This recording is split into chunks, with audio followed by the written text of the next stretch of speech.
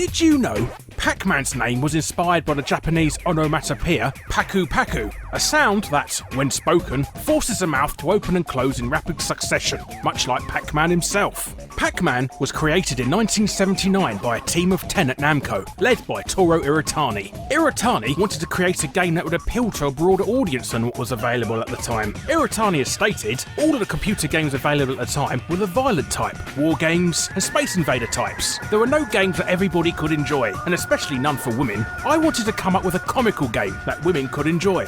This led the development team to include cute creatures and relatable things like eating. Pac-Man's design was partially inspired by the rounding of the Japanese symbol for mouth, and also by the shape of a pizza that is missing a slice. The original Pac-Man arcade cabinet was released in Japan in 1980 with the name Pac-Man, which is said to be because of his hockey puck shaped design. This name was changed when the arcade machine was brought to the West out of fear the logo would be vandalised to spell an obscenity by changing a P to an F. While planning for an international release, Namco originally contacted Atari to work out a distribution deal for the United States. Atari reportedly turned down the offer because they thought the game was too easy. So instead, Pac-Man was licensed by Midway, where it quickly became one of their most popular titles. Midway's alteration to the original Japanese version contained a series of awkward translations that potentially put English-speaking gamers at a disadvantage. The original Japanese version listed personality traits for the ghosts that were meant to indicate each enemy's unique behaviour. For instance, the red ghost chases Pac-Man, the pink and blue enemies try to position themselves in front of Pac-Man, and the orange ghost chases Pac-Man most of the time but moves towards the lower left corner when it gets close. As such, the Japanese personalities listed were Chaser, Ambusher, Fickle and Stupid. In the English translation, however, these personalities are discarded and replaced with Shadow, Speedy, Bashful and Pokey.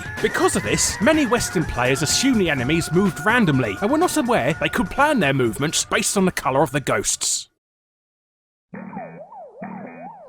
The original Pac-Man is regarded as the most influential game of all time. For one, it was the first video game to feature power-ups. Iritani stated this concept was borrowed from Popeye the Sailor Man, a character that becomes much more powerful after eating a can of spinach. Pac-Man was also the first game to feature cutscenes in between gameplay. According to the Davy Brown Index, Pac-Man has the highest brand awareness of any video game character, recognised by 94% of American consumers. The arcade machine is included as part of a collection in the Smithsonian Institution in Washington, D.C., as well as the New York's Museum of Modern Art. In 1982, the books Mastering Pac-Man and How to Win at Pac-Man were both in the New York Times bestseller list. Interestingly enough though, it's not actually possible to win Pac-Man in the traditional sense. The game has no ending programmed and simply increases in speed after each level. After the 256th level, the game is broken by a glitch that makes it impossible to continue. In 1999, the highest possible score of 3,333,360 points was finally reached over the course of 6 hours by professional gamer Billy Mitchell.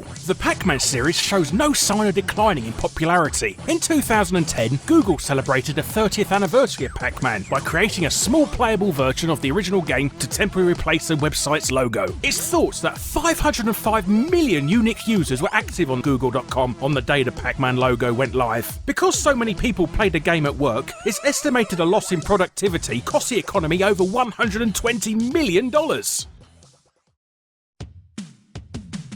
The sequel to Pac-Man, Ms. Pac-Man, was originally called Crazy Otto and was developed as an elaborate enhancement of the original game by a small American company called General Computer Corporation. This modification featured different characters, new maze designs, and extra warp tunnels. General Computer Corporation presented their enhanced version to Midway in hopes of gaining permission to sell it. Fortunately, Midway had grown impatient for Namco to develop a sequel to Pac-Man and immediately purchased the rights to the modification. The game would then be further modified into what we know now as Ms. Pac-Man. Ms. Pac-Man was chosen to replace her male counterpart as a response to the growing female audience the original game had attracted. After the success of Ms. Pac-Man, General Computer Corporation and Midway entered a legal battle over royalties for the game. However, since neither company had obtained permission from the original license holder, all rights were turned over to Namco. Ms. Pac-Man was the first in a series of unauthorized sequels which would eventually lead to Namco revoking Midway's distribution rights for the Pac-Man franchise. These unauthorized sequels sequels were Pac-Man Plus, Baby Pac-Man, Junior Pac-Man, and Professor Pac-Man. Midway wasn't the only company in the business of making Pac-Man clones. Pac-Man was one of the most unofficially copied titles in the early 80s, and it's estimated that the combined sales of all counterfeit machines matched the sales of the official machine. Some notable rip-offs of Pac-Man include Hangly Man, Piranha, Lock and Chase, and Snapper, among others. One Pac-Man clone for the Magnavox Odyssey 2, known as Casey Munchkin, was responsible for a legal dispute